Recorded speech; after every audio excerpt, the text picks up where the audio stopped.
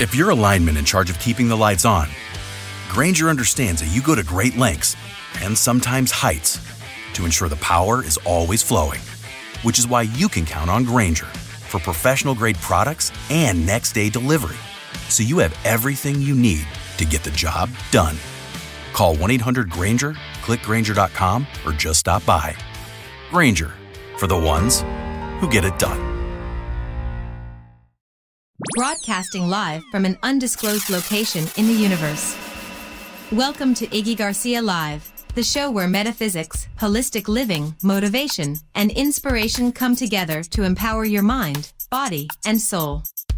We will dive deep into the realms of metaphysical wisdom, exploring the fascinating connections between mind and matter. Get ready to ignite your inner spark and embrace a journey of self-discovery. So, sit back, relax, and enjoy the ride. What's up, everybody? What's up? Good evening, actually, and good evening on the other side of the world, and good morning on this side of the world. So I hope you were able to stay with us for a little bit here as we're going to talk a little bit about the past 5.5 years. Where are you? What happened? What shifted? It's a topic that we knew at one point we'll have to address and talk. But before we start our show, we're always going to light a candle, give thanks to the ancestors, so we can remember them and honor them for all they do for us.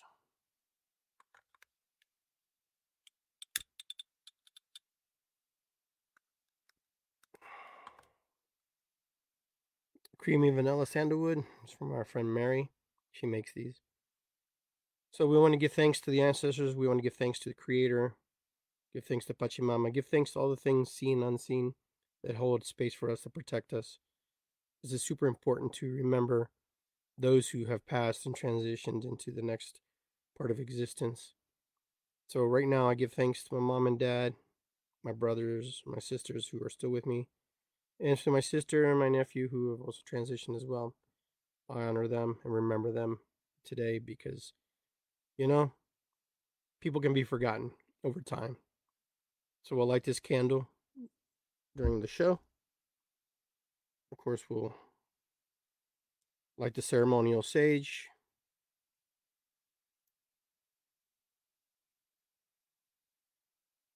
There we go.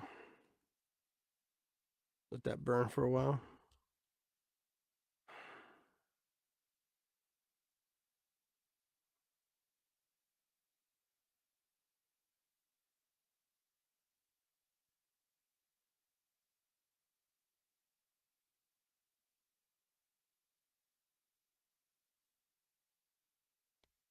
Let that burn over there for a little bit. Let's let itself put itself out. So we are here today, and we're grateful to be here today. It's good to be here today.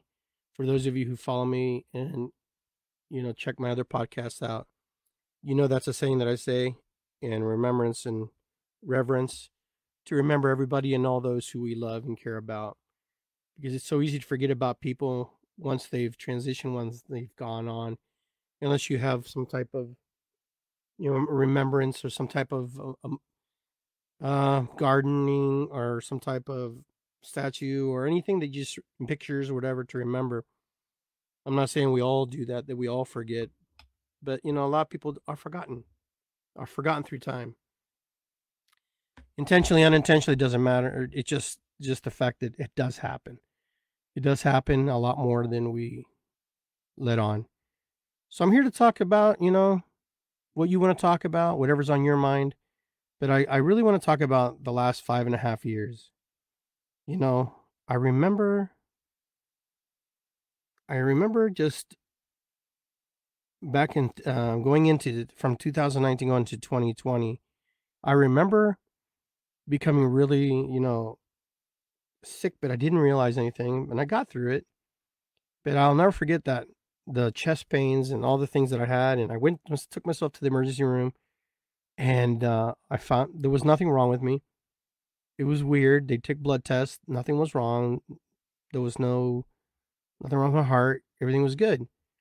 But just over a course of time, just move on. And then all of a sudden you hear about this thing that's happening, this pandemic that's been released out into the world, and the things that are happening.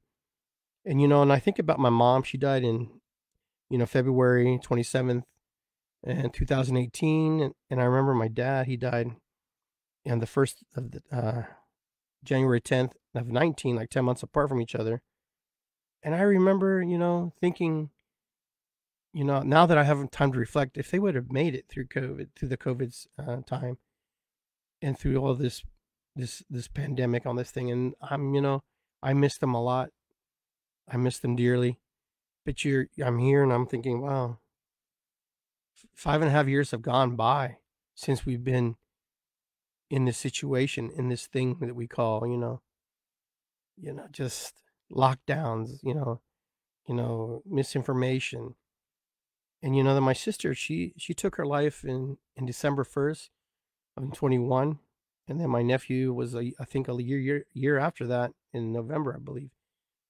And the sad part is everybody dealt with this so differently, and dealt with this transition and these feelings, these emotions, and how things worked. And I just saw so much confusion in this time. And quite honestly, I don't even know. I go back and I think about it. I'm like, there's really nothing that anybody could have really done, really, as much as preparation as you can or can't have. It didn't matter what administration was in there. It didn't matter.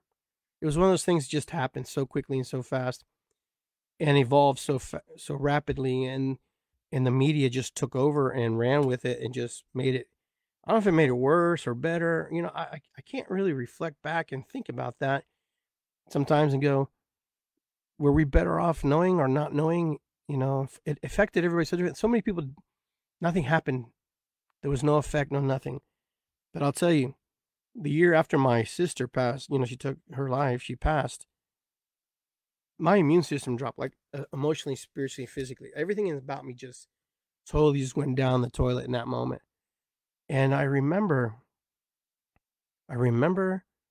just starting to feel, a little drained.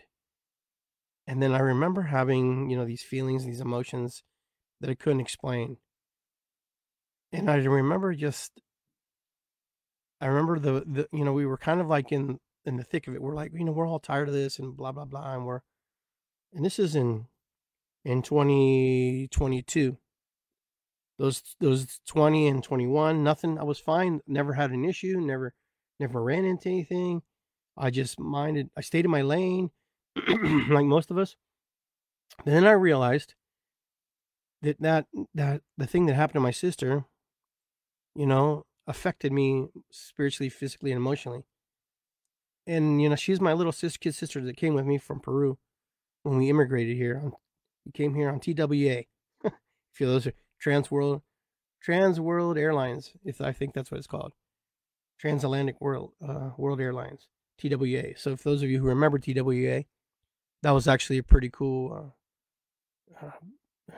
airline, because I had a toy plane that I had when I came to America with that. But my immune system dropped, and then I had a New Year's Eve party, trying to like gather myself and try to get myself back into these feelings. These feelings and these emotions about where I was and what was going on in my life. And there was a lot of people. And then there was a lot of little sick kids. And now for me, I don't know about you, but for me, when I see little kids with their runny noses and stuff, I'm like, I kind of turn the other way. I don't engage them. I try to stay away from them because, they're just little petri dishes, I call them. I don't know if you feel like that, but I feel like that sometimes when I see little kids. I don't know. They may not get affected as much as adults. But, the thing was, it was a weird time. It was a weird time. There was a lot happening. There was a lot asked of us, and there was a lot of, separation. There was a lot of fighting and miscommunication, and fear was the biggest part. You may sit here and say there was no fear. Oh, it wasn't fearful. There was fear. a lot of fear from people because they didn't understand and they wanted to, you know how whenever there's fear, we want to put it on something or someone or something. We want to put it onto a situation that separates us and gives us a sense of security, a sense of an answer. And there was so much rampant and misinformation and no information, and nobody knew anything.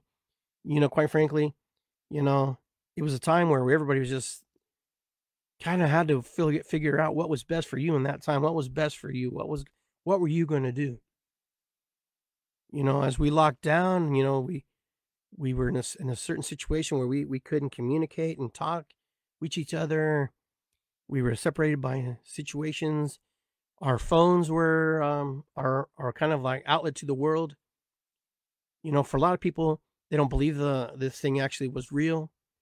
Some people believe it was and some don't. I kind of mixed emotions because I ended up getting really ill, and I can't say it was the flu because it was completely different, the feelings and emotions of the flu.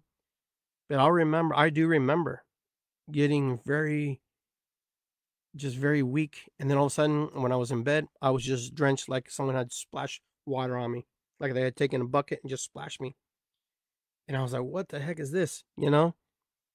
And then I ended up going back. This is in 22. And then I ended up going back to bed after I took the first shower because I was like, okay, maybe I'm just, whatever. And it wasn't later, and I was drenched again. And then all of a sudden, I felt like this contortions of my muscle, like inside my organs, felt like they were being twisted, like they were being turned. I just felt like, oh my God, what is that? I could not figure out what was happening to me. I was like, is this really happening? And then I finally just had to meditate and slow down and just get my mind. And next thing you know, I was like really, really weak. I had my breath, and I had asthma too. So my asthma kicked in, and I wasn't really taking care of myself too well in those days either. So I let myself go because of just the loss and the grief of my mom, my dad, and my sister, that had happened. There was just a lot to carry. That was a lot to process. And we all process differently. Some of us are screaming and yelling and, expressing. I was like more internalized all that stuff with occasional crying and releasing, letting go.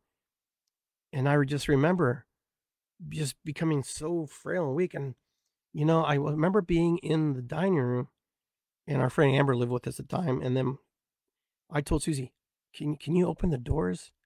Can you turn on the fan? Because it smells really bad in here. It smells like rotten meat, like rotten fish, like not fish, but like bad meat, like there was something like dying. And I'm in this room and I'm going, what the heck is that smell? Nobody else could smell it. Nobody else could, imagine what I was smelling, but it was like weird. I'm like, went outside and sat down with my dog, and I took a couple selfies with my dog. My dog knew more about what's happening to me than the adults in the house, because they didn't. No judgment against them. They were going through some things, and that was just kind of the things that was happening. And so I remember being just so totally wiped out. And, I told Susie, you guys don't smell that. It smells like like it's rotten, just open the doors because I got to get that smell out. And, now I can reflect back, and I was like, man, and I've said this before, I felt like death was visiting me. Like, death was like, we're getting ready to cross over, dude. You need to take care of yourself, or you need to, get ready to go. I felt like that. So, I'm just telling you the story because this is my 5 years, right? And sometimes I don't, as we're hosts on these shows, we don't get to express what happened to us in those moments. But I remember Susie, calling the doctor, and, because we really couldn't go to the doctor. And the doctor said, like, okay, well, you need, go, we'll find you a room and blah, blah, blah. And, by that time, my mind was sharp, but my body was starting to like slow down. Like I could feel the slowdown of my body in that time. I could feel my legs were giving out. And then I finally got to the ER. I told you I'm going to the ER, just take me to the ER. And there was a lot of people there. But I remember going in, And I remember talking to them, and I said, put my mask down. I said, hey, I don't know what's going on, but, I have these symptoms and I don't know where I'm at. Kind of like I didn't know where I was at. Like my brain was like starting to like, "Ooh." And then I sat there, it was probably 15, 20 minutes, maybe less. And there was a lot of people in the emergency room. And then they came in, they grabbed me and they took me because I think when they asked me for my address, I didn't give the right address, even though they had my information.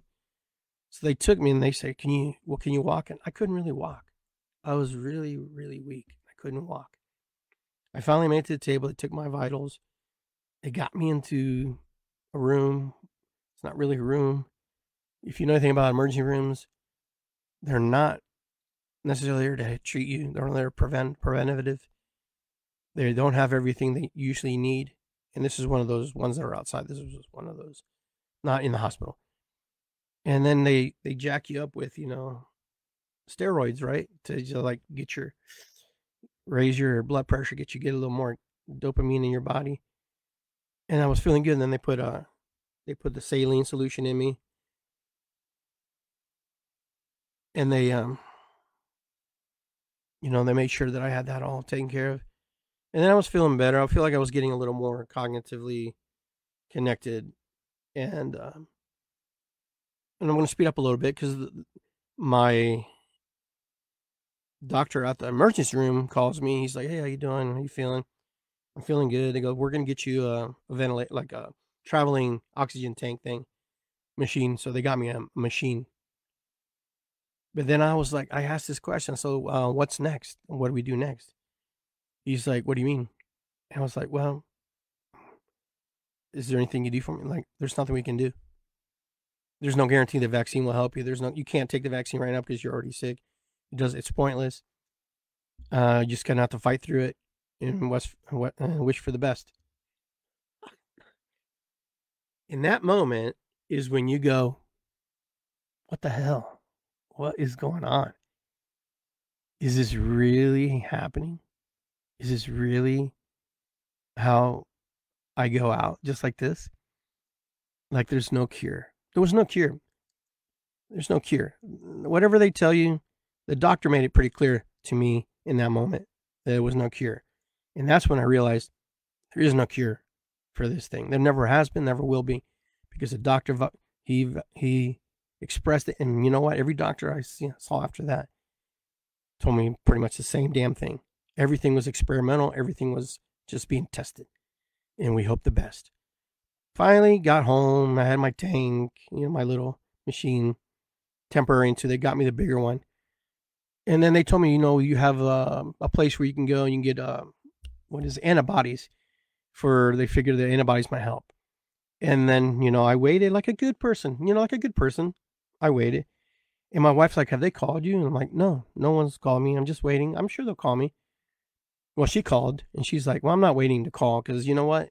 This is kind of strange they don't call you. She calls and she's like, my husband, blah, blah, blah. He needs the antibodies. And I'm like, well, there are no antibodies. It's too late. She's like, why didn't you call? Well, we have too many people. And pretty much they just ignored her.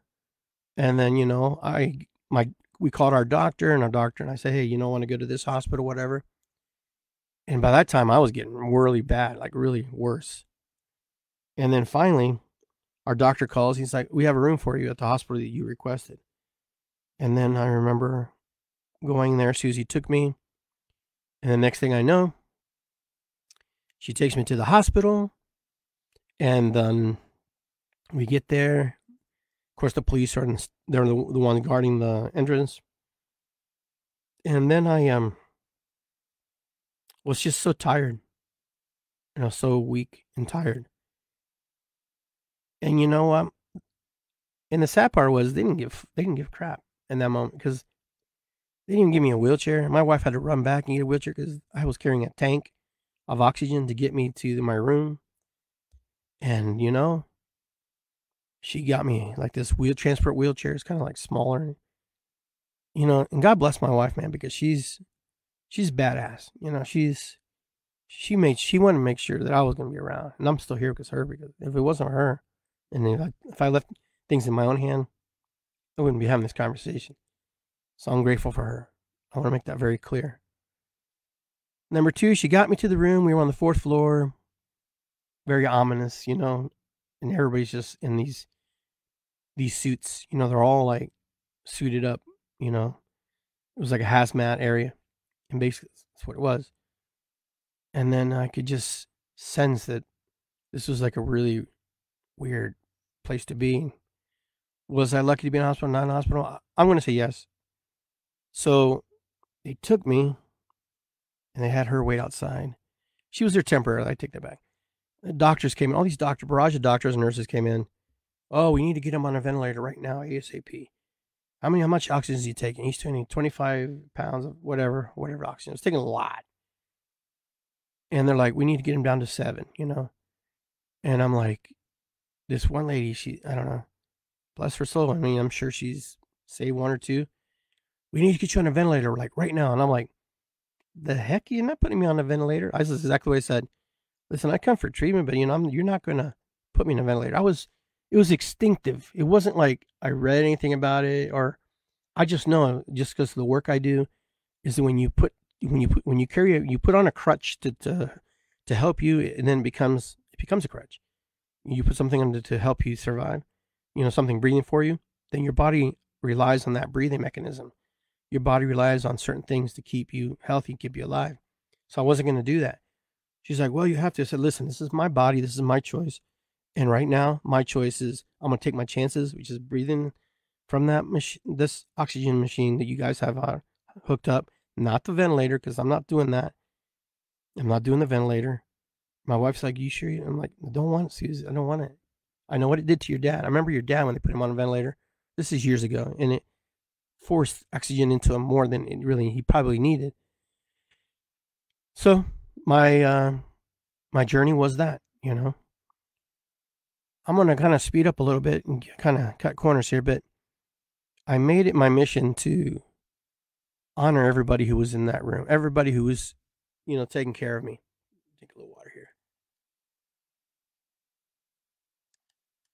I give thanks to everybody who walked the door. I didn't care if it was a janitor. I didn't care if it was a person bringing me my food. I just said thank you to everybody. I was in gratitude.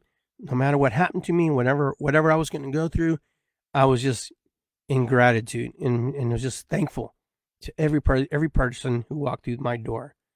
And everybody was grateful back. And the stories I learned from everybody and those nurses, I mean, I've heard bad raps about the nurses and stuff, but no, my nurses were great. My nurses took care of me. They made sure. They even told me they had COVID before and they had been sick and they had been fighting it. And they, you know, they were all, you know, and still they went out of their way to help people. Now, there might be some bad apples and bad situations, and I get that. But in my case, there was not. It was not. And maybe it's because of my attitude. Maybe because I was like, I'm getting out of here. I don't know how I'm doing it. I prayed. I give thanks. But I'll tell you, I never had that moment where I thought, you know, God was going to present himself. But you know what? I realized now that I'm back, and I was waiting to, you know, maybe have an aha moment. The whole damn time was an aha moment. You know, my wife bathing me because I couldn't bathe myself was an aha moment. You know, the nurses coming in was an aha moment. The doctor coming in and being real with me about my lungs. He said, my lungs, these are my lungs. And down here, these are these like little, you know, like roots in the trees. These portions down here, they're all dead. They're all gone. No longer, no more. These have all been, they're destroyed. But you still have all the other lungs, the other part of your lungs. And that's what we're going to work on. So they didn't give me like a COVID shot or anything. They weren't going to do that because number one, I didn't want it. Number two, they gave me an experimental antibody specifically for the lungs. It was like, this has been around forever and has been designed to help with the lungs. So they gave me that and they inserted that into an IV and I received it. And did it help? Was it real? Was that the thing that saved me? I don't know. I think it was a combination of everything. The doctors, the nurses, my wife, the janitor, the food, you know, the possibilities. It was all came into this play, into this great, amazing mix of things. And then I can see my oxygen started coming down. I was like, great, that's awesome. I had a lot of time to think about stuff, and you think you would think about things and you would say, oh, I'm going to do this, I'm going to do that. I didn't make any promises. I just said, you know what? I'm going to be here in this moment right now where I'm at, because this is all I can physically, spiritually, emotionally control or have any connection to. Can't really think about projecting forward right now. And then, I remember towards the end, like 7 days, it was kind of cloudy and gloomy. And then the sun shined. The sun was shining through the window and it was really bright. I got up, I had my tether with my oxygen, and I walked over there. And I looked out that window and I'm like, the sun comes up every day, goes down every day. It cycles through, and every day it's different. Doesn't matter. It's still the same sun, but every day is different. A cloud could be in front of it. It could be behind clouds. It could be on the most brightest blue day. So every moment the sun is present. And I'm thinking, I got to be like the sun. I just have to be present. I just have to prepare myself and be grateful and thank you for this moment. Because what else do I have? What else can I do? And then I was just like, it was time to go home. Everybody clapped, like they see in the videos. Everybody clapped for me, gave me thanks. I asked them how many people gotten out of these rooms. And I'm sure they're not supposed to tell you. She says only 2 of you got out and went home. But there's a lot to the story, and I don't want to take too much time on that, because I'm just sharing the last 5.5 years, right, where we're at. That's a little bit shorter time period, but then you had to reassimilate at home. You had to readjust and take oxygen and just heal. And then my healing process began, and then the long COVID came. That's what they call it now, right? That was the worst part. Because even when I was sick, I had like mobility, I had strength, I had a little bit. I was doing better. But when the long COVID came, I really had to fight through that. I really had to fight using my arms, my legs, and all the things that were vitally important for, to be a human being on this planet. And I sit here and I drift off sometimes thinking about my friends who died while I was in the hospital. A lot of friends of mine passed away from COVID or potential COVID, whatever we want to call it. And you come home and you're just like, what happens next? Where do we go from here? Part of me was like, kind of still in shock that I even got sick. For 2 years, nothing had happened to me. And it just took that one moment, one day. I know that in the vast of population thinking about how people died, it's a smaller number than we think. I know 1 million something. But when you have 350 million people in this country, statistically, I think the flu killed more people, they say. Don't quote me on that, but you can do a fact check on that. But still, it was one of those things we couldn't control, right? We couldn't, right, sustain it. It was a wild time. And getting back to any sense of my body, it took me a year and a half, 2 years maybe, to even feel remotely good. Now I'm like in a whole different set of things that I'm working on, right? But back then I had to drum and move through the things and do the things I did and act like nothing was happening to me. Pretend like I was well. Not pretend, but, just not necessarily, act like I wasn't sick. It was just my body, just recouping, getting back my body.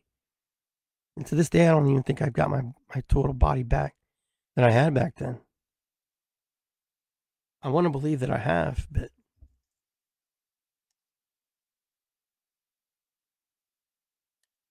there are just too many things that happen.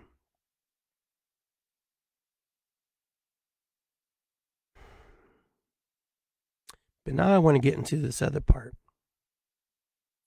5.5 years later, my mom, my dad, my sister, and my nephew, they're all gone.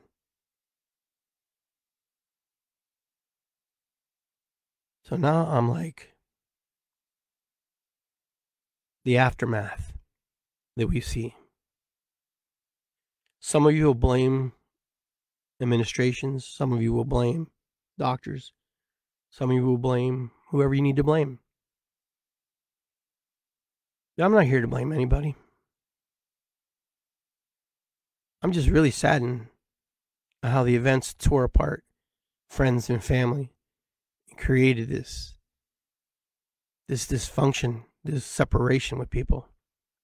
You may agree or disagree with me, but this is my projection. This is my thoughts.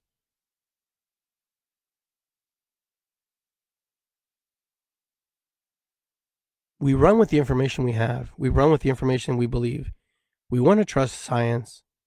We want to trust God. We want to trust our faith. But yet we don't have enough trust in other people to say, hey, you know what?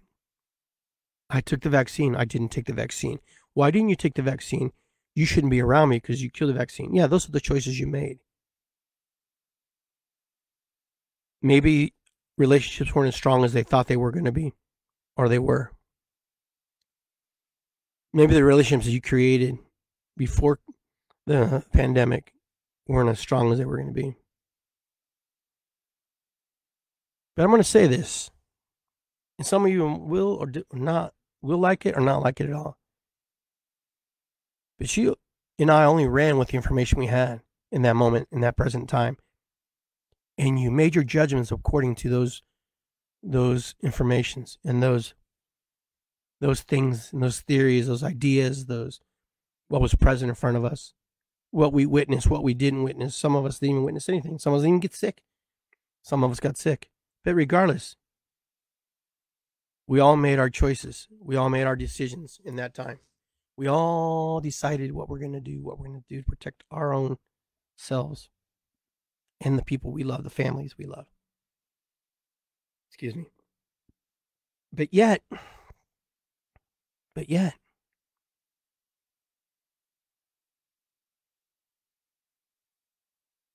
we also made the decisions to cut people off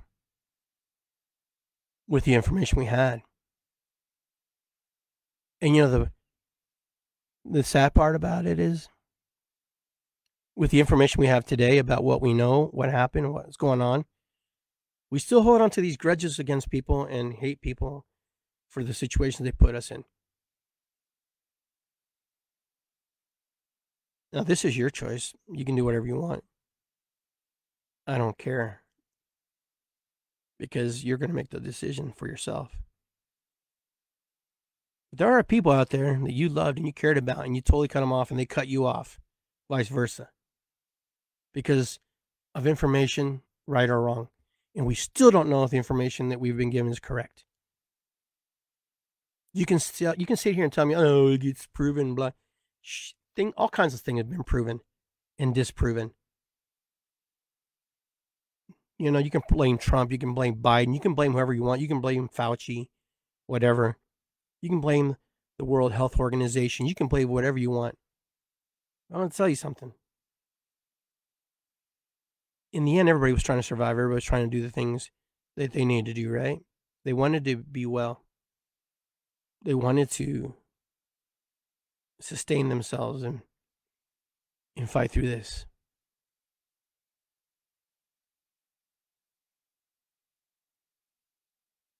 But we learned a lot about people, what they will do or not do in certain situations. Self-preservation is valid. Self-preservation was huge. It didn't matter if it was your brother, your sister. It didn't matter if it was your cousin, your friend. It didn't matter if it was your next door neighbor, your child or not, your niece or nephew. Self-preservation kicked in. And it had its factions and it had its sides. And it made its choices and it made its decisions. Just like today. And everything is information, misinformation, disinformation. What's fed to us by spin doctors. You know, life's not hard, man. Life becomes hard when we aren't educated enough or willing enough to learn or disseminate and reorganize and recalculate something, you know?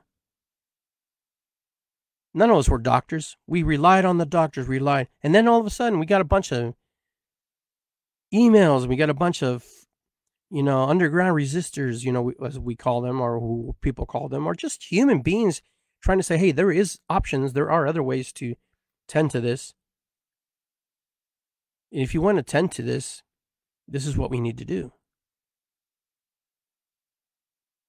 Now, were they right? Were they wrong? Did it work? There's no study. There will never be a study, I'm pretty sure, that says, oh, yeah, if you would have done this, you would have sustained yourself this. Because that's not where it's at. These big companies, these huge companies, they have cures. They have it. But with cures, you don't make money with cures. You make money with sustaining people in a sick state of mind. If you can regulate somebody's blood pressure, you can regulate somebody's heart, you can regulate, or maintain somebody alive, that means they have it. That's your first clue. That's your first marker to know, oh, if you take this, you'll be fine.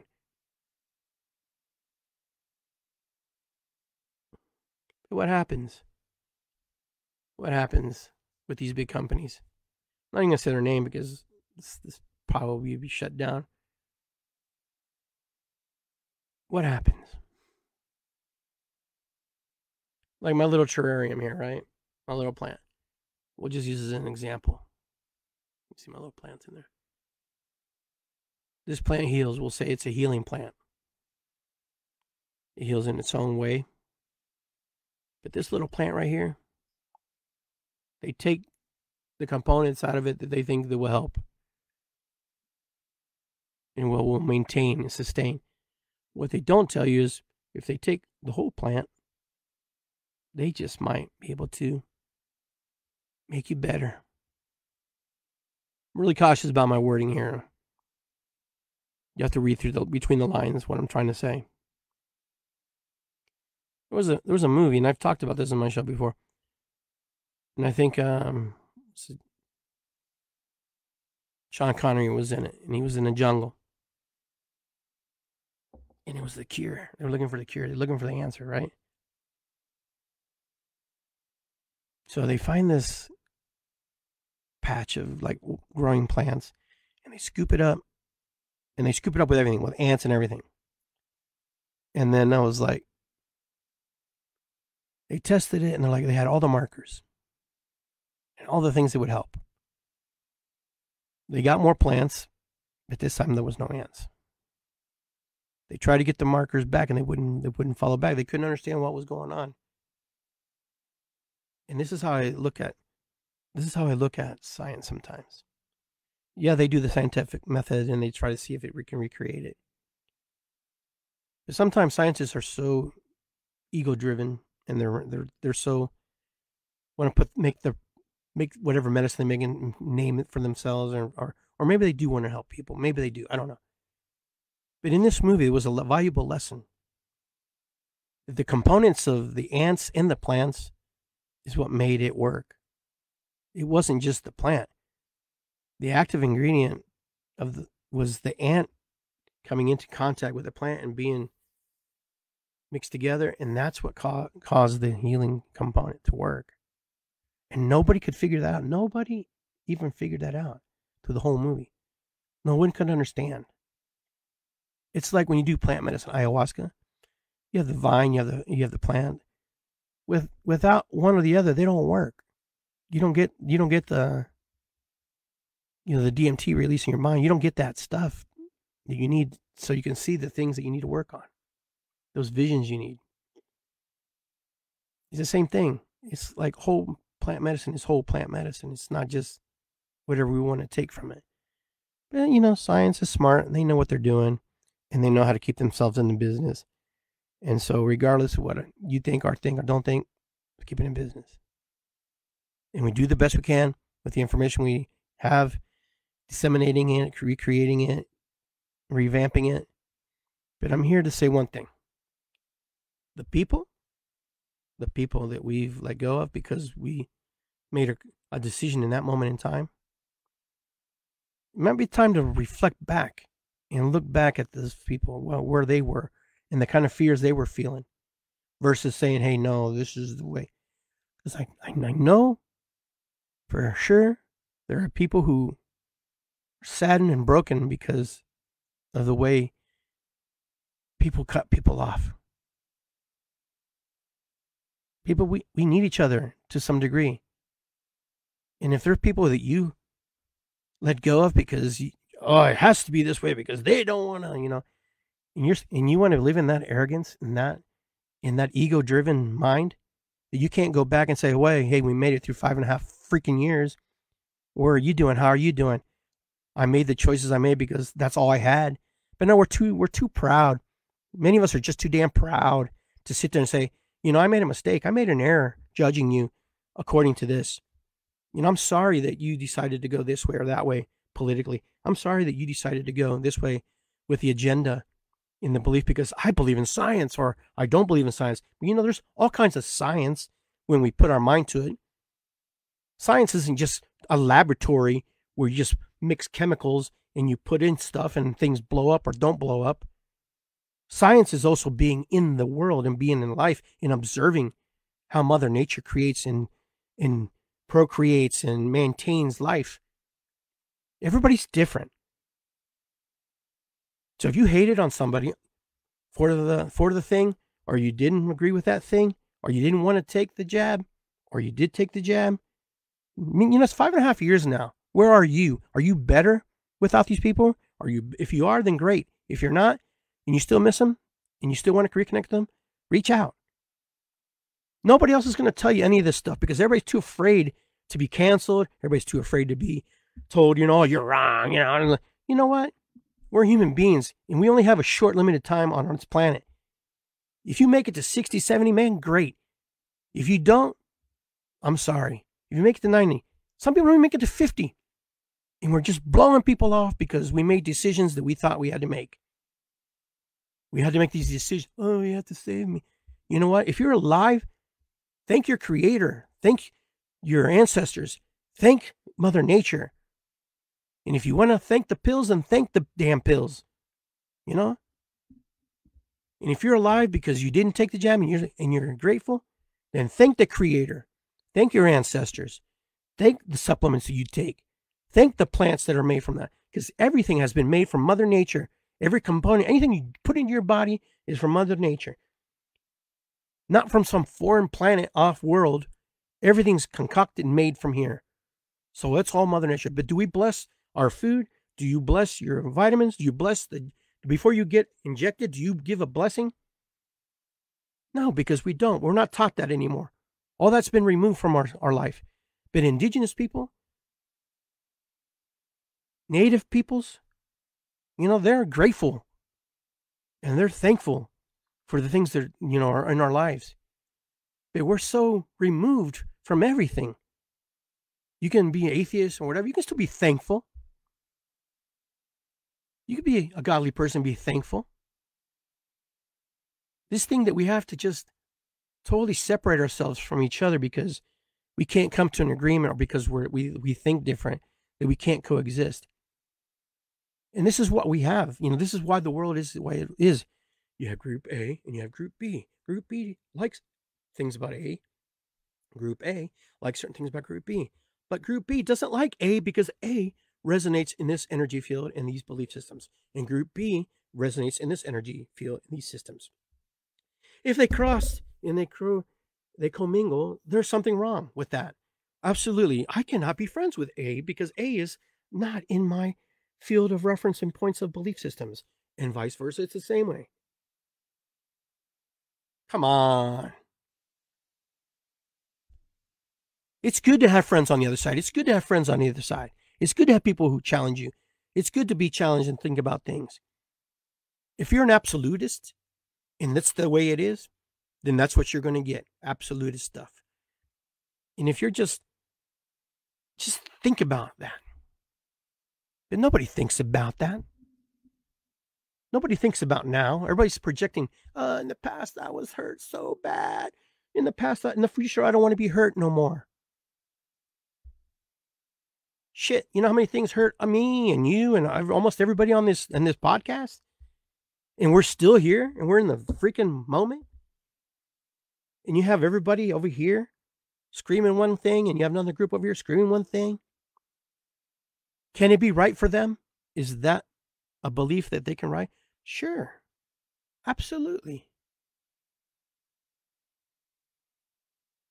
But this hate and this hatred that we've created, and this was all created during this episode of 5.5 years ago, 5, 4, 3, all that has been created for us to separate each other. And you know what? Is it control? I don't know. Is it something where they want to manipulate the system, manipulate you? I don't know. They don't need to do that. They already do that now. You go to the store, you buy what they tell you to buy. You go to the gas station, you buy petroleum. You buy an electric car, you plug it in, you know, in your house or at a station. They're already controlling you. Control has been happening since the day this country was founded, and even before that. You know, we're lucky that we made it as far as we have. We will go against all norms. But 5.5 years ago, it was a nightmare because no one knew nothing. And you know what? It's okay. But we're here now. We know something now. We know. And this is my point. We know now.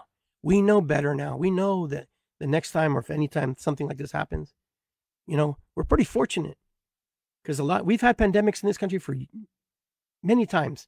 Nothing new. Europe has had pandemics over its course of its existence. And those people survived. You're here because 1,000 people made it. 1,000 people made it to get you to this point, and your brothers and sisters. So think about that. 1,000 people. It took 1,000 people just to help make you and me. Anytime along that timeline and they got killed, we would not exist. We wouldn't exist. We wouldn't be here. There would be no us. You know?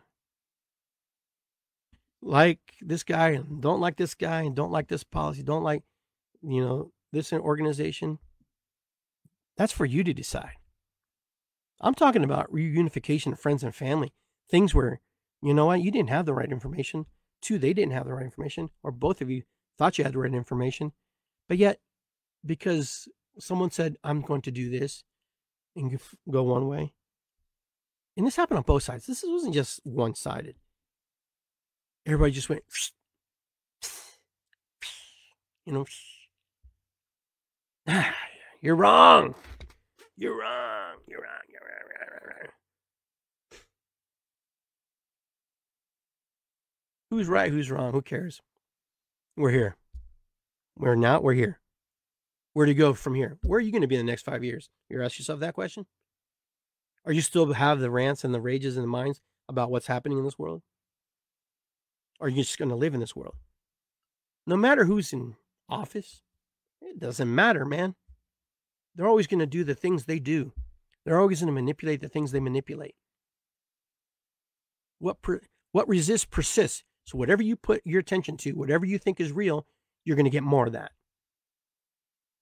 You believe that something's going to happen and nothing's going to happen, you're going to get more of that. You're going to get more of that. That's it. That's just how it works. There's no like, if I don't say anything, then nothing happens. You know what? You can say all you want. Where did it get us in the last 5.5 years? Really, honestly, truthfully. Some of us are better for it. A lot of people made a lot of money in the last 5.5 years. A lot of people went broke in the last 5.5 years. You know, and then they just throw us a bone, and you know what? We get thrown a bone, and you should be okay, Iggy. You should be okay. I threw you a bone. You should be all right. Enjoy your bone, okay? And when you're done, maybe we'll throw you another bone. But I know where I'm at right now is the only thing that I can actually sustain and be in. Sure, there's a lot of things happening in the world. Sure, there's a lot going on. I'm not going to pretend like nothing's happening. And voices have to be raised. I get that. But we can't fix the world. Can't fix the world if we can't fix our world. We can't go out there and say, hey, you're doing wrong. You're over here doing the same damn thing. With your prejudice, your feelings, your emotions, your vices, your addictions, you know. When you look the other way and you see a homeless person, when you try to support something and you misinterpret it, nothing's free, friends. Nothing. Because somewhere from someplace, somebody has given in order for that to work. There has to be an energy exchange. Free meals, it's coming from somebody. Free ride, it's coming from somebody. Somebody's giving. Nothing is free. Zero. Those of you who are really religious, nothing is free. You understand that? And those of you who have jobs, you know nothing is free. You know, even if you have to go to the food pantry, nothing is free. That whole system is designed to feed and help people. Nothing's free. But what's free? What is really free? Walking out your door, sitting in the grass, hugging a damn tree, you know? Energy exchange, you know? Nature just is nature. And it's free from those encumbrances, those restrictions. You build a fence, a tree will grow through a fence and incorporate it into its system. You know, a tree will uproot a driveway. The universe hates a void. So if there's a patch of grass missing, it will grow whatever needs to grow there. And the same way with us. When we create voids inside of us, inside of our system, the universe hates a void. And what does it do? It just brings what's naturally flows to you. It could be seen as good, it could be perceived as bad, but it will fill that space. It will fill that hole in you. Now, if you choose to go out and you reach out to your friends and family, say, hey, you know what? We know things are different now. We understand. And I just be honest. They say, I apologize. I have. People have come to me and apologized and say, you know what, I was wrong putting you in this box because of your thoughts and your beliefs of what happened 3, 4, 5 years ago, you know. But you still have choice. You have choice to say yes or no. You can say yes or no. And that's up to you. You'll have to make that decision for yourself. I can't make it for you. Nobody can. But ask yourself today, strong question. Write it down on paper. Where do you see yourself in the next 5 years? 5.5 years. You already saw yourself the last 5 years and all the things we went through and all the things we had to go through. We were kind of pushed into that. Now you have a clean slate. Where are you? Where are you going to go? What are you going to do? Who do you want to be? Who do you want to see? What do you want to see? What do you want to be involved with? How would you like, and this is for you, not for government, not for organizations and things that are leeching off of you. No, I'm talking about you personally, you. As I point at you, what do you want for you today? Like, what would make you feel good today? And it can be big or small, it doesn't matter. Oh, I want an ice cream. All right, cool. Go get an ice cream. Oh, but my blood sugar is, well, then you have to make choices for yourself. Make decisions for you too, because when you make the right decision for you, it affects the people around you.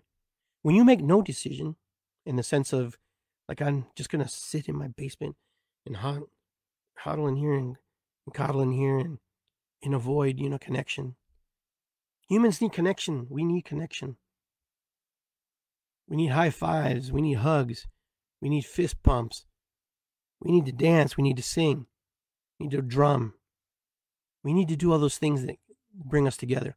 And today, that's what we're going to do. We're going to drum today.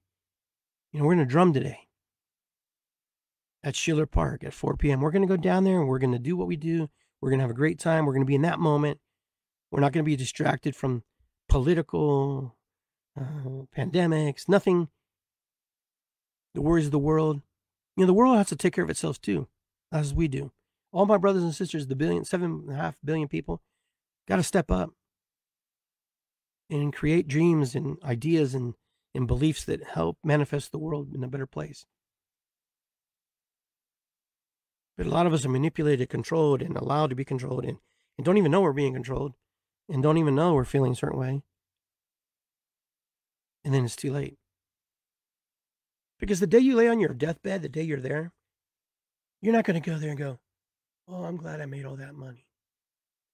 I'm glad I bought all those buildings. No, you're going to go, damn, I wish I would have asked that girl out. Damn, I wish I would have asked that guy out. I wish I would have gone to that party and danced. I wish I would have hugged my kids one more time. I wish I would have done something. I wish I wouldn't have stayed silent. I'm here alone. Nobody's here around my bed except the doctors and nurses. Oh, you want to go out? Not me. I don't know how I'm going to go out. It's either here or important, but I just know people don't just lay there and go, man, I fucked up. You know, I wish I would have done more. You're here. If you can see this video and you're watching me, you can do more. It's good to be here. You can create, procreate, manifest, lay the seeds of manifestation. But you got to do the work. You got to do the work. You got to get up and you got to move and you got to go. And you can't do it. Share your idea with somebody else. Hey, what do you think about this? Can you create this for me? Or can you create this for the world? There are so many people out there with, you know, as soon as you think something up, there's nothing new under the sun, like they say, right? It just has to be uncorked. Did I start drum circles? No, man. But I did start one thing. I took my drum circle and made it the way I wanted to make it so other people can see the beauty and the love that I have for drumming. I wrote my book the way I wanted to write my book. Not like everybody else. Yeah, there's somebody else invented a phone. Somebody invented a phone, right? Cell phone we're looking at right here. Or this computer. And then somebody else said, well, we'll make it better. That's life. If you're living a life, make it better. Make it better. You sit here, we sit here, and we ponder and we wait for the right situation to come. And how do you even know when the right situation comes? How do you know? Oh, I know when I know. Yeah, 20 years later, oh, you know. Sometimes we have to step into the waters, get our feet wet. Sometimes we have to get burned a little bit to kind of feel what's happening. Sometimes we get conked on the head and we're like, oh yeah, we have an epiphany. But so many of us worry about the things that we can't control. Oh, you got a pope. He's from Peru. You know, we got a pope from America. You know, we got Trump.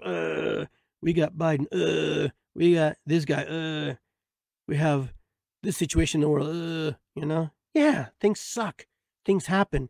The world's not a nice place. It's very cruel and very decisive and very deceptive because there are people like that and they take advantage of it because they do it because you know what? That's their goal and that's their dream. That's their desire and that's their wish to see the world. And we sit there and we go, no, if you had the same drive they have, none of this would happen.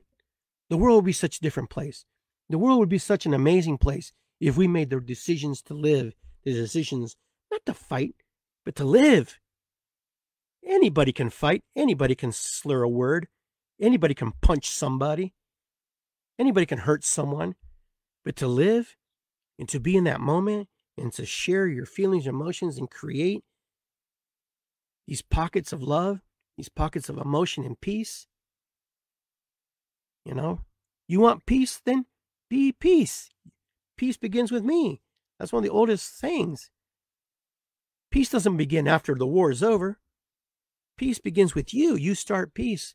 Your body goes into that place, in that feeling, in that emotion. You want peace? Then focus on peace. Don't want wars? Then don't focus on wars. The thing you focus on creates more of it. Create on the things that you can do. You want to feed the world? Then feed the world. You want to rescue kids? Then you rescue them. But all this negative stuff that when we bombard onto it, we just make more of it.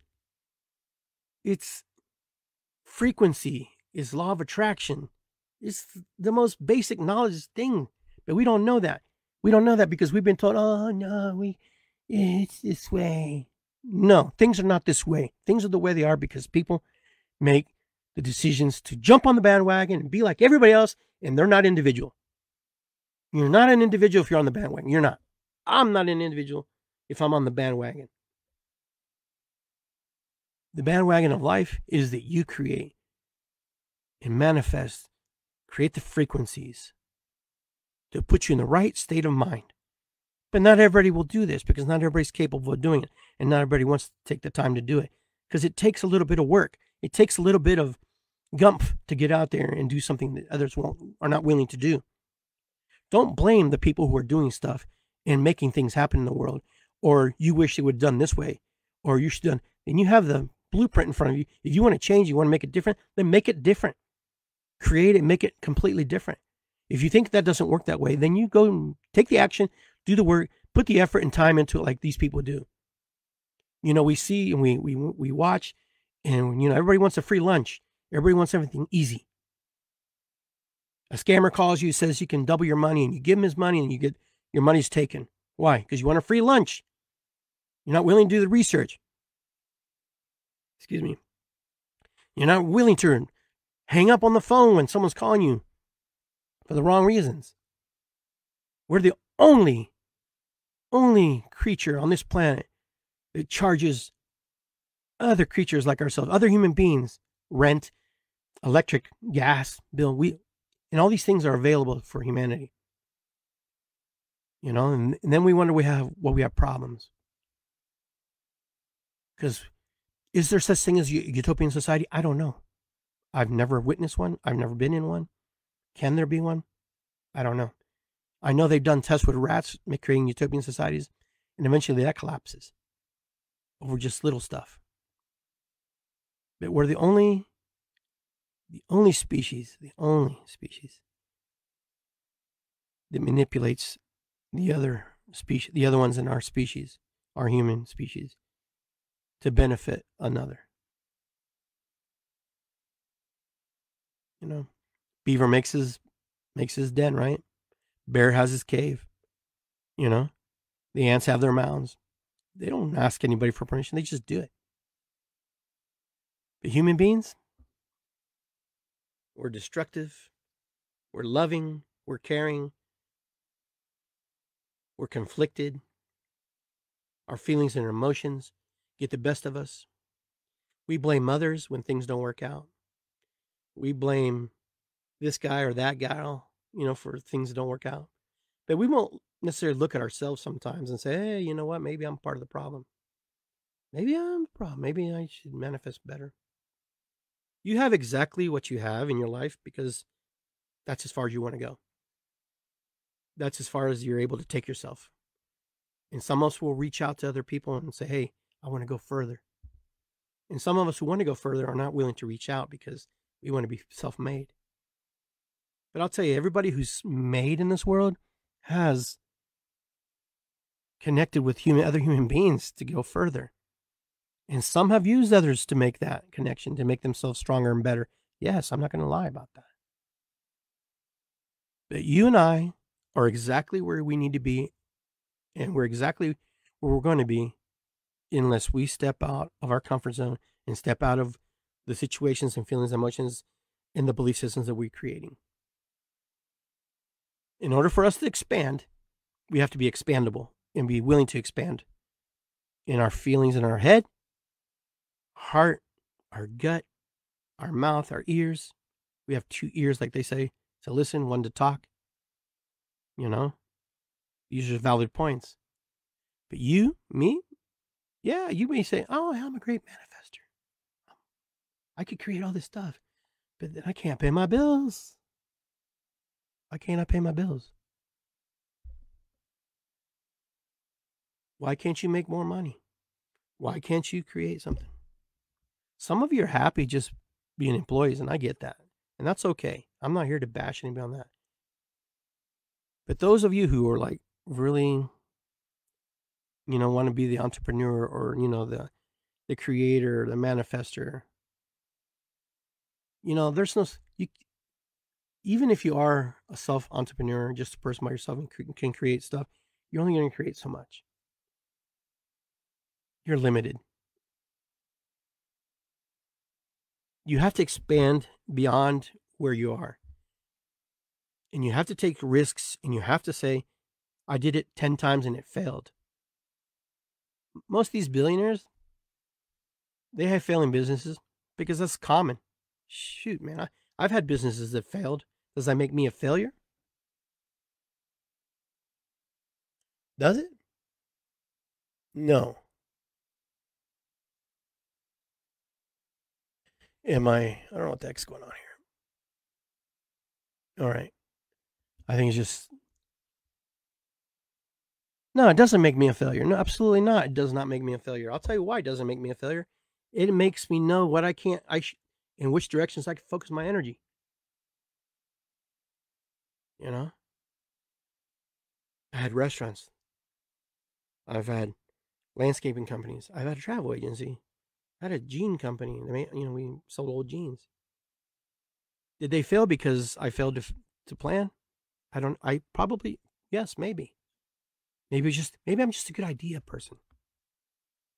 But it's time, those when you can reflect back and go, okay, I'm either going to reflect back and see what happened, or I'm going to move forward and see if I can do something better. I think a little bit of both is good in business. Those of you who are in the metaphysical community, all of you who do holistic work, one of the reasons your business doesn't strive and doesn't do well is because there's a part of you that doesn't believe that taking money is a good exchange of some sort for some reason. You're in business to sustain yourself. Yeah, you're here to help people heal and help people find their way and do better. But you deserve to be paid for your time and effort. Time and effort for all the time you put in to learn your craft. It's like a blacksmith. They take their time to learn, all the metals and how to melt it and how to tamper the steel. And then he expects or she expects to be paid at the end or a deposit. And those of you who mooch off healers, unless the healer says, hey, it's on me, don't worry about it. There's a lot of moochers out there, man. There's a lot of people out there who ask for a lot of stuff and don't understand that you're taking time off someone's healing. Oh, can you give me a read? That'd be so great. They give you a read, and then you're like, oh, thank you, I appreciate that. Throw them $20, $40, insight. Nobody else is going to talk about this. I'm going to talk about this because it really bothers me. It happens to me and it happens to a lot of people. I see people, good people, who put a lot of time and effort into what they do. And there's a basket on the damn thing for a donation. And they leave you $1. And if they didn't get anything out of it, that's on them. If that's all they can give, that's fine. But I'm going to say something. There are so many good people out there who do a lot of good work. And they get frustrated and they quit doing the work because they go, I can't make a living off of it. I have to go back to the 9 to 5. Because somewhere, someone taught somebody that if you give money, this is free. This is from the universe. The universe says, I have to give you, you know what? You get depleted. You get sick. You will not. There has to be an energy exchange. If you want to give them a chicken and they want a chicken, give them a damn chicken.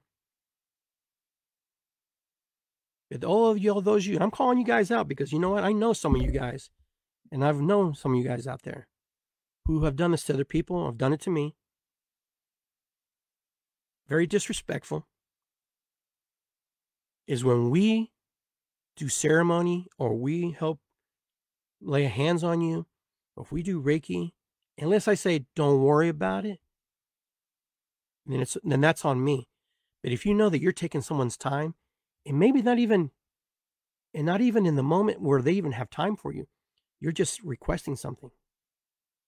Be grateful. Be in gratitude that human being exists to help you. Because certain people can only help certain people, I find, because they have the right connection in their energy. Not all healers and not all potential clients can come and be healed because they're not in connection. When I do my work and we're not in resonance, I'll find somebody that can. And this number 2, why your business fails. Number 2 is because you have to make a decision who's going to be your friend and who's going to be your client. Did you hear that? How many times do you go out and drink wine with your doctor? Some of you do, but the majority. I've never gone and had a lemonade or anything with my doctor. He's like, how you doing? Good. What's new? I have 2 kids. Okay, cool. Me too. Blah, blah. I wrote a book. Oh, yeah, really? What's about? It's about shamanism. Oh, really? I didn't know. And that's it. How you feeling today? Let me check your heart. Let me check. I never have an interaction with my doctor, but you know what? You know what he does? He goes on his laptop, puts in all the information, and so does the nurse that came before that. And then he bills you. And he bills your insurance company. What? Something that should have cost $250? They charge $5 or more. And they send it to the insurance company. And they're like, oh, pay this much. Your copay is this much. Blah, blah, blah. Isn't that what happens when you go to the doctor? You pay him, right? Or her. They're there to help you. They're here to help figure out your diagnosis and help you heal or find a way and put you on something that will help you. And then you get a bill and there's a breakdown. Oh, it was $900. You have to pay $220 that insurance didn't cover. You have to pay your doctor. So who wins? They win, right? But my point is this. This is my point. There are people out there who do this work, and a lot of people are mooching off of them. If you want to do a trade with another healer, then that's fine. That's cool. But if you have sessions with a healer, pay them. Make sure they're compensated. These people worked a lot to get where they need to be. Help them so they can continue helping you, helping others.